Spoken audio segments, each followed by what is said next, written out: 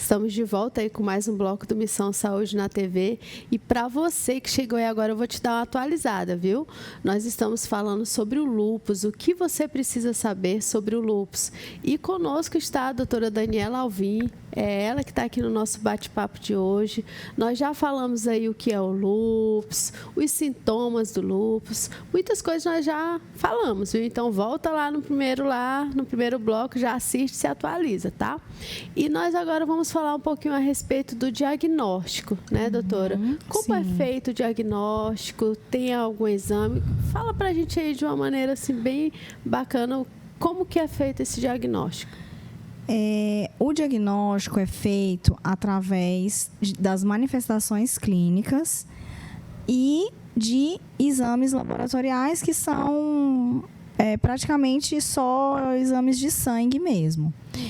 Não existe nenhum exame específico para lúpus, específico e sensível, né? Não existe nenhum exame que você peça um exame e venha lúpus positivo. Então, é um conjunto de sinais, sintomas e exames laboratoriais, achados em exames. Não é um exame somente. Porque às vezes a pessoa, eu acredito que chegou muito lá no seu consultório, já se, doutora, pede um exame para me saber se eu tenho isso ou não, né? Porque tem algumas patologias que você faz, beleza, tá aqui, deu igual a senhora falou, positivo, negativo, isso ou aquilo, né? Mas no caso do lúpus, então, é um conjunto de vários exames. De manifestações clínicas e exames laboratoriais, exames de sangue. Certo. Sabe? Doutora, e assim, existe um tratamento, né? Assim, eu acho que pensando assim, antes do tratamento, a senhora já disse que tem vários tipos, né, de lúpus. Sim, né? Assim, tem. Quais são esses tipos? Até para a gente chegar nessa parte do tratamento, né? Pela literatura, a gente não tem essa divisão de tipo de lúpus. Mas a gente sabe que tem lúpus brando, lúpus grave, né? Tem o lúpus só na pele, que é chamado de lúpus cutâneo, tá? E aí a gente vai, com base nessa manifestação clínica, a gente vai tratando o paciente. Então, assim, tipo mesmo é o lúpus cutâneo e o lúpus sistêmico. Seriam esses dois tipos. Que no caso, o sistêmico é quando já está nos órgãos. Isso, o sistêmico é quando a gente tem alterações laboratoriais, quando a gente não tem só uma alteração na pele. Esse nome lúpus, ele veio lá da Idade Média. Os pacientes com lúpus, muitos têm uma lesão característica em face, nas bochechas, as bochechas meio vermelhinhas, e naquela época eles achavam parecido com lesões feitas por lobos. Então, esse nome lúpus vem de lobo. Então, assim, existe bastante acometimento de pele no lúpus. Então, a gente pode ter somente o lúpus de pele, sem nenhum órgão, nada no sangue alterado. Ou pode também ter os dois? Isso, ou pode ter os dois, né? Onde é um lúpus eritematoso sistêmico, né? Então, os órgãos mais acometidos são o rim, né? E a parte sanguínea, as células do sangue.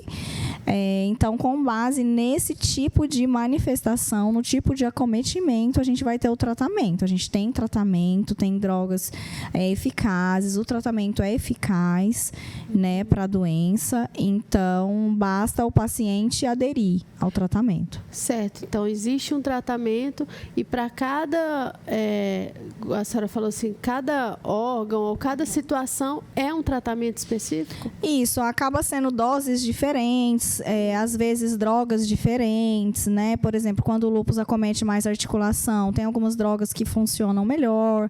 Quando ele acomete mais a pele, outras drogas. Quando ele acomete os rins, é um quadro mais grave, então a gente vai precisar de uma droga mais potente, mais eficaz, um tratamento mais vamos dizer, agressivo. E assim, o paciente com lúpus, ele precisa de cuidados especiais? Porque tem doenças que tem, né? Você precisa fazer isso, tem que fazer aquilo.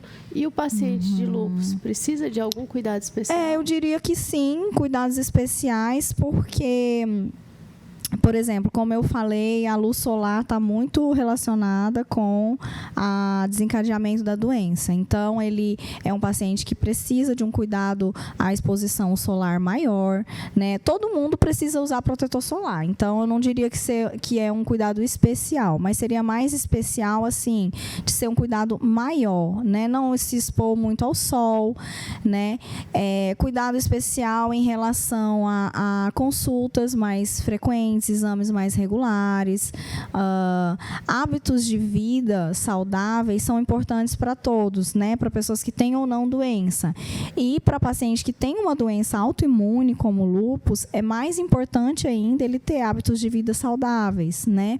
Os pacientes com lúpus, estou falando demais, Darma? Não, tá não. Pode. Os pacientes com lúpus, eles têm maior chance de ter uma doença que se chama aterosclerose. Então, mesmo se a doença estiver controlada, o lúpus estiver controlado, ele tem uma chance maior de ter essa doença que chama aterosclerose, que são depósitos de placas de gordura nos vasos, né? Vasos do coração, vasos do cérebro.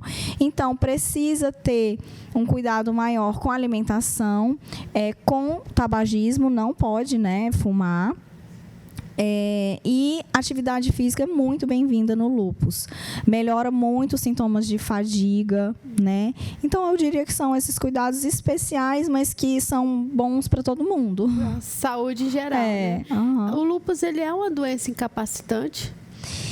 Ele pode se tornar incapacitante dependendo do grau da doença, né, da fase da doença, porque a gente tem fases também. O lúpus, ele tem a fase de remissão, que é quando ele está inativo, e ele tem a fase de crise, que é quando ele está em atividade. Uhum. Eu falo assim porque muitas doenças são incapacitantes, e aí a pessoa não tem como mais trabalhar, essa questão toda, né? Se o paciente chega numa fase onde ela não foi tratada, né, o lúpus não foi tratado, ele pode sim causar deformidades em articulações, ele pode levar à insuficiência renal com necessidade de diálise, então ele pode se tornar uma doença incapacitante. E assim, a mulher com lúpus, ela pode ter filhos? Tem algo relacionado a isso? Então, depende da fase da doença, né? Se o paciente estiver em crise, em atividade de lúpus, a gente não indica gravidez, tá? Mas se o paciente estiver em remissão, estiver com a doença inativa, se ele não estiver usando medicamento, se ela não estiver usando medicamentos que causam riscos para o bebê, né? Se tiver pelo menos 6 meses de uma doença controlada, uma doença em remissão, né? Sem uso de medicações tóxicas para o feto, a gente libera, sim, a paciente pode ter filhos. Eu acredito que essa informação é muito importante, né, doutora? Assim, muito, porque muita mulher tem esse sonho, né? E aí, quando se vê com esse diagnóstico... Né? Aí já acha assim, não tem mais saída, eu não posso engravidar, vai correr risco. Como a senhora já falou aqui, as medicações são medicações contínuas. São contínuas, né? Mas a gente tem medicações que podem ser usadas na gravidez, né? A senhora falou assim que existe o lúpus que é mais grave do que o outro, que no caso é o sistêmico, não é isso? Isso. E mesmo o sistêmico, ele tem alguns mais graves e dependendo do órgão acometido e do tipo de acometimento, né? Então, o lúpus, mesmo ele sendo sistêmico, ele pode ser um lúpus leve, né, ou grave. Como que é assim uma crise de um paciente com lúpus? Chega esse nível, assim, as pessoas procuram o seu consultório, não, estou em crise, né? E essa crise, ela foi desencadeada por alguma questão ou algo que o paciente fez que não deveria fazer? Como que é essa relação dessa crise, né? Vamos dizer assim. Normalmente, no diagnóstico, quando o primeiro acometimento da doença, quando ela já aparece em crise, né? Então, o paciente já chega para a gente, num primeiro momento, em crise. O que é a crise? É quando ele está se manifestando em algum órgão. Então, por exemplo, ele pode estar se manifestando como uma anemia, pode estar se manifestando numa crise de queda de cabelo, pode estar se manifestando com uma dor e inchaço nas juntas, com redução do volume urinário. Então, a crise é aquela manifestação mais grave da doença. Perda de peso, febre, fadiga são sintomas mais comuns que, às vezes, não estão só na crise, tá? Então, crise é isso. Uhum. Por exemplo, vou dar um exemplo, né? Eu tenho lúpus. O meu filho, necessariamente, assim, vai ter lúpus? Não necessariamente. Tem uma predisposição genética associada. Então, existe uma história familiar de lúpus. Eu devo me preocupar se eu apresentar algum sintoma, né? Mas, assim, existe aquela história familiar onde o paciente tem mais risco de desenvolver a doença, mas não é uma sentença, não é uma doença que passa de pai para filho, por exemplo. É contagioso? Isso aqui são perguntas, assim, de telespectador, então a gente tem que jogar, tem que fazer. É contagioso? Não é contagioso, a lesão da pele não é contagiosa, né? Não tem nada de contágio, nem respiratório, nem de contato, tá? Então, não tem que se preocupar com isso, não. Tem aqui uma pergunta: se descobriu o lúpus eritematoso sistêmico depois de passar por muito estresse, mal dormia e me alimentava. Isso tem como causar doença, né? Tem como causa da doença? Então, esse fator estresse, dormir mal, pode ter sido o pontapé para a doença se desenvolver, né?